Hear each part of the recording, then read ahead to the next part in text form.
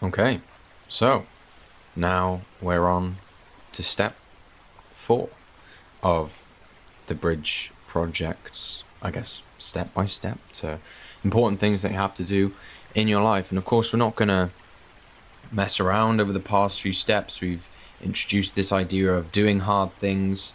Again, we didn't really talk through particular hard things you could do, but just the act of doing something that is maybe not too comfortable for you. These things are important for your body.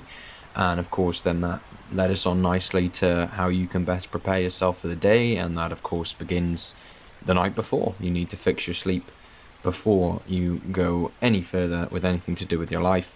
And then step 3 was, of course, beginning your day with purpose. So as soon as you wake up, getting into something which is purposeful that actually moves you forward to something that, whoever defines what it is, most hopefully yourself, is valuable.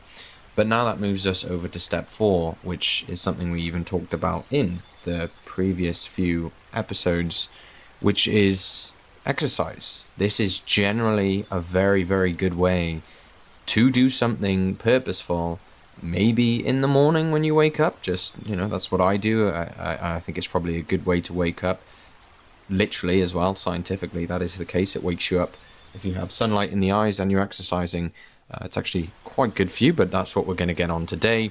Future-proofing your body and also kind of present-proofing it. I mean, this is something we'll see. Exercise not only helps you live longer and better in the medium to long term, which is what people generally look at, but of course many people say, well, when I'm 90, I'm just going to be 90, so those 10 years aren't going to matter. And well, I'm here to disprove that. That is, however much you say it, does not make it true. You can indeed live those years out in a very, very athletic manner, let's say, and part of that is exercise. But also, you right now, if you're having any mental problems or physical problems, exercise is one of the best places to go for that. And notice how I said mental. People think of exercise, oh, it's a physical thing. I think the greatest benefit of exercise is the mental impact that it has. So anyway, let's go through some of the studies and the points, as we always do with this. Of course, exercise comes in different shapes and sizes. Gym is pretty important. You've got to have some kind of resistance training. Now, that could just mean calisthenics, which is body weight stuff. You could do that. Yoga is a form of exercise, and of course that does use muscles, but weightlifting is the common one when we think about resistance training. And then there's cardio training, increasing things like VO2 max, getting in the zone 2 cardio, all these different things. There's a bunch of different science out there, but really the best ways to start, if you are at point 0, start going on some walks. This is really an amazing thing to do, especially maybe in the morning. Hopefully you've got somewhere around that you can walk if you're in the countryside. If you're in the city, there I believe will be gyms around, which is probably the best bet for you. But you could also go on walks, who knows. And that's the first place to start with exercise. But if you generally do exercise, then you can get onto things like weight training or running or cycling, or even more, let's say, I guess, communal exercises, even though in gym that is a community thing, which is another benefit of it. But things like paddle, things like pickleball, which is on the rise nowadays, or hiking or mountaineering, all these different things. There are a bunch of exercises out there, and you can pick one which particularly is your hobby that you've got to be strong in both mind and body for. So, of course, the idea is that you're going to age, and the question is, how much physical capacity do you want to carry with you, and mental capacity do you want to carry with you? Again, it's not just about looking good or burning calories, which gets the fixation.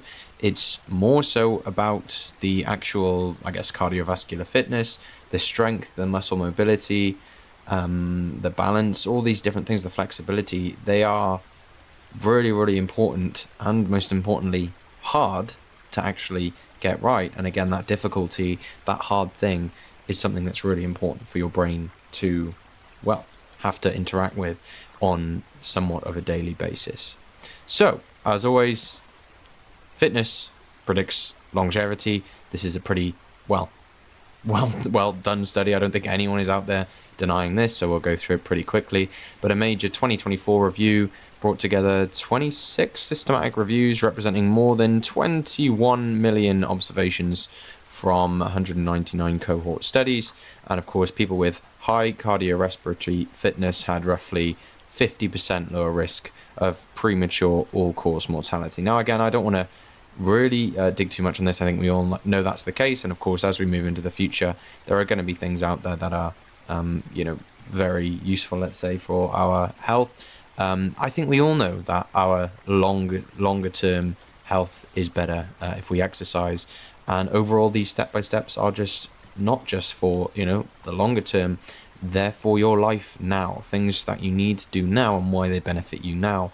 And of course, into the future as well. So we know that that's going to be the case. Again, your ability to move oxygen around your body is one of the strongest measurable indicators of how physically resilient your body is.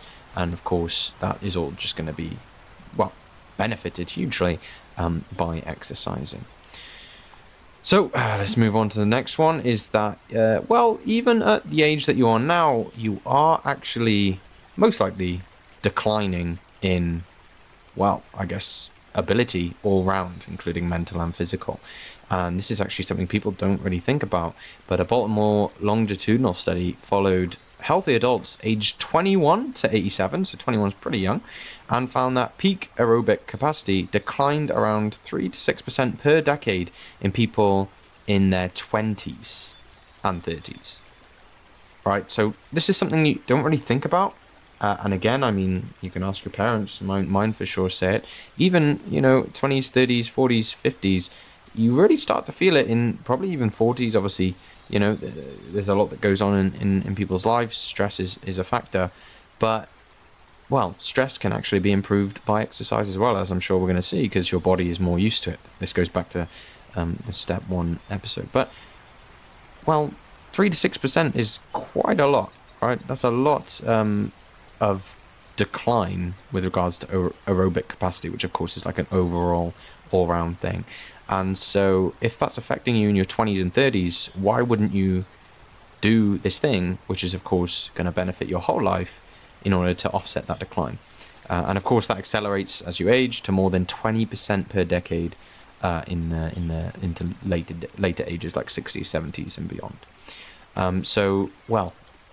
Even the majority of the people watching this age, which is, in their 20s, right? The 20s is where your peak technically is going to be. Obviously, we're bringing things in, but even mental energy and energy overall, your 20s and 30s, the younger you are, theoretically, you're going to be the better. But it's just not going to be the case for too long. And why wouldn't you optimize things for you now? Right? You are still, a body that's moving around and doing things. Why wouldn't you optimize absolutely everything so that you actually feel good about yourself and so that you're actually working towards something? So, as we talked about earlier, walking is definitely the easiest place to begin if you're in a bad place. Make sure that you are just doing steps per day. I know this is a pretty cliche thing, but if you compare 2,000 steps per day and 7,000 steps per day, you can see that 47% lower all-cause mortality if you do 7,000 steps per day as opposed to 2,000. Now that is crazy if you think about it, right? That's really nuts. And there's a bunch more I can rattle off. 25% lower cardiovascular disease incident, 47% lower cardiovascular mortality, 14% lower type 2 diabetes, 38% lower dementia risk, 22% lower risk of depressive symptoms, 28% lower risk of falls. Again, there's so much going on, and obviously it's not a one-to-one thing, because the type of people who maybe only do 2,000 steps a day might be living different lives. But again, those numbers are huge, and it doesn't mean that you have to go and run 10 marathons, even though that might be a good little purpose thing to build towards. You just have to do 7,000 steps per day, which is not too much. That's just one walk, whether it's in the morning or the evening, which again is very, very good for your brain. Without a phone, by the way, just to check that in there. Overall, though, walking is a really, really good first step, but that's just it. It is a first step. But again, I don't want to take that away. If you have, got to this point in the video and you think that walking is where you're going to start, you obviously can't go any further than that, at least yet, then keep that in mind, note that down, have a bit of a plan about it. Maybe you can do it tomorrow, or maybe even today at some time if you have a nice little walk in mind. That is your goal for the week. But alone, it will not give you absolutely all of the benefits, let's say. And so 150 to 300 minutes of moderate aerobic activity per week is, well, better. And so you generally want to do a lot. Obviously walks can be nice to do a lot, but it's quite hard for people to get a good amount of time like that. That's 5 hours, which might be difficult with work stuff. So you can compare that with 75 to 150 minutes of like vigorous activity, and that is actually, well, pretty much equal, right? So if you get some vigorous activity in, it's going to also benefit. But again, it matters what activity. Like we've talked about, muscle strengthening exercises on at least 2 days per week is really, really important. And this is like, very much, again, documented as we're gonna see, is that when you walk, you're not really working your muscles, let's say, especially upper body muscles, and even hip muscles. Depends what walking you're doing. And so, well, you could walk, and yes, that's good for the heart, that's good for the cardiovascular stuff, but you do need to do some kind of resistance training so that your muscle doesn't deteriorate. And again, this is still for people even below 50, or even more than that, let's say, even in your 20s and 30s. And again, it's a good little motivator to have this idea that maybe you don't think that you're in the best physical shape. It's probably a good idea to have a bit of a purpose, to think, well, I want to have a partner in future, and do I want my partner to be, or even do I want to be the type of person who has worked to make myself attractive for my partner, or no? And well, hopefully we all would like to, actually put in work to become the best partner we can possibly be. And I think along with that would be to look in shape, in good physical shape. And so it's a bit of a purpose thing that you can do. And of course that comes, well, from resistance training, whatever it might be. So again, for cardiovascular stuff, make sure your heart occasionally works hard enough so that it has to adapt, whether that's walking, running, cycling, swimming, rowing, hiking, football, tennis, paddle, pickleball, whatever it is. There's so many activities out there. They can indeed be very fun as well, which is a great thing, the social element. But of course, alongside that, try and do some kind of resistance training. I guess, certain types of yoga, maybe HIIT, gym, of course, is important. So now let us continue. Again, I could rattle off the statistics of strength in particular, so resistance training. But basically, the idea is that, well, especially when you're younger, you want to be in shape. It's easier to do that when you're younger. But even when you get to even your later stage, let's say you're going to live to 70 to 100, which probably will live something like that, maybe probably even longer actually. But again, we won't get into that. You will want to be able to walk around, let's say, and in order to do that, you need legs, and in order to have legs, you need muscles in your legs. Just generally how legs work. And so, well, you're going to have to work them so that the muscle doesn't just deteriorate. And of course, that helps with not falling over, this kind of thing. And so let's keep on going. Yeah, so let's move on to the final bit, which we've mentioned a little bit here, which is not just the physical stuff, right? We talked about the physical stuff. I think made it pretty clear of what you're going to have to do, the two different types of exercises to have throughout your week, and why it's important physically. I don't think that's something that people disagree with, but we've talked about why when you're young it's actually really important, because of becoming physically attractive is important. Again, not to value the attractiveness over anything, but to actually understand that you're building something for your future partner, and you want to be a good partner, and to be a good partner you need to put in work, and that is a form of putting in work. And then also, of course, it's good for your future you. But more importantly, I think, is that exercise, well, is good for your brain. And of course, your brain is where all of your mental perceptions and mental health comes from. A 2025 Umbrella review combined 133 systematic reviews containing about 2,700 randomized controlled trials and approximately 260,000 participants. exercise significantly improved general cognition, the SMD was about 0.42, memory, the SMD was about 0.26, and executive function, the SMD was 0.24. So this benefits your brain. Of course, all of those things, you're probably going to think, oh, that just means it's going to make me better on tests. But no, that's not exactly the only thing that you'll be better on. You will be better on tests, of course, if you're doing it quite a lot. But those three parts, those three characteristics, are also the characteristics that your brain essentially has in loop for mental health. And so, I guess you could just take that, sit on it, and realize there are things that you can do to make your perception of the world better and to make your life healthier, again, mentally. And that is exercise. It also protects against cognitive decline, same kind of thing, we talked about it.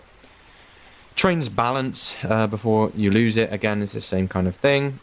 You don't want to really exercise to lose weight. This is not a general good purpose, I would say, because, there's almost too many cliches around it. Instead of asking exercise because you want to look better next month, you need to be exercise because you want to exercise. You want to do the journey. You want to do hard things. You want to build towards something like being the type of person who exercises, right? Because those are the types of goals, those are the types of purposes that, first of all, are, difficult and long-term, which is something you've got to have as a purpose somewhere. And also, you're doing it every day. And so you're basically reminding yourself, I am exercising and I'm going to keep exercising for the next, week, every day, so that every week I can do that, so that every month I can do that, so that you can continue doing that and building towards whatever purpose you have. And so maybe you can have this goal of, okay, when I'm 90, I want to be really, really in shape and I want to look amazing. I want to be running around with my grandkids. That's a great thing to think about, losing weight for when you're 90.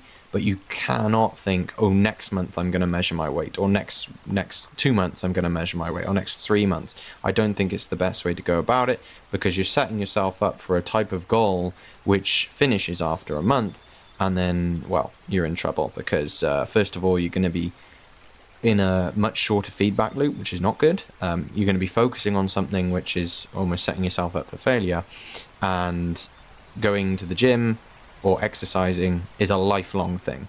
So your goal needs to be a lifelong goal as opposed to, just a short-term one.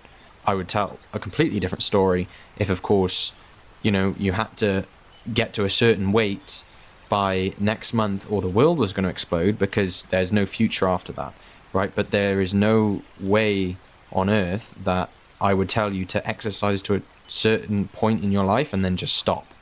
It's a lifelong thing, so it needs to be a lifelong goal. So, that's pretty much it. I mean, we've talked about this throughout the video. If you're at a position where you've never done any kind of form of exercise before, just start by setting some time out of the day to walk, right? I mean, you might not even feel like it's exercise, you might not even feel like you're breathing heavily, but just start there. Then, of course, from there, you can start to explore what hobbies you like. For instance, paddle is quite a fun thing to do. If, of course, you don't have anyone to do paddle with at this point in time, again, there's a few ways to help out with that, but you could even go to a paddle club. Or there are, of course, single hobbies out there, like, again, many others, like even running, doing a marathon. Again, you can do all these with friends as well, but those things are also as an option. But again, I guess social element is an important thing. So if you can try and do it with others, try your best to do so. And if you're not in a place to do that, then get to a place to do that. Become a person so that you can join a club and you can be comfortable in that scenario to make connections. Anyway, and then of course, getting onto resistance training, that is very, very important as well. Whether it's doing body weight stuff, whether it's doing some kind of weights in the gym, these are important things to do. And I think that's where to begin. That's all I'll say, is where to begin, because obviously this is a very, very, very crowded marketplace, you could say. because many people will tell you many different things as to what to do where. But just start there. Once you start there, you're already starting on the journey, and then you'll start to find maybe people that you align with more with regards to what they're doing, and maybe you like the same kind of hobbies that they do, and then you could start to follow what they say. But again, some kind of resistance training, some kind of, I guess, cardio, you could say, exercise, and do that. Again, one day, ordinary things will become exercises, especially when you get older. Getting out of a chair, carrying shopping, walking upstairs. Even for me today, they're kind of an exercise when I'm trying to carry shopping. Playing with your grandchildren, getting yourself up off the floor. All of these different things, when you're old, or maybe not even old, maybe even, like I said now, I'm fairly young and I can't even carry shopping. They're going to be some kind of exercise. And so you want to keep your body in position so that you can indeed make sure that you can do those things.